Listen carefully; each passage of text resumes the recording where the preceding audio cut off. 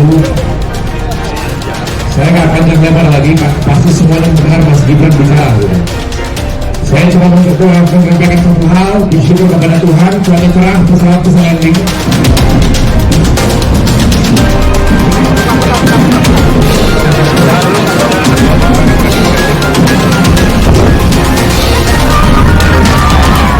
Kami ucapkan selamat datang kepada Mas Gibran Raka Buming Raka bersama dengan istri dan rombongan datang segera menuju atas panggung. Selamat datang di Pasaran Samalele, Koordinator BPS Gereja Toraja.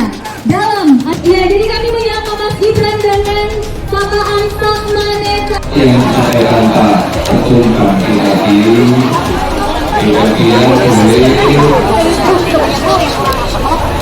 tidak jagoan tidak boleh, yang penting rukun semua, tidak saling menjelekan, tidak saling fitnah, pokoknya pada tanah Toraja harus saling jaga. Toraja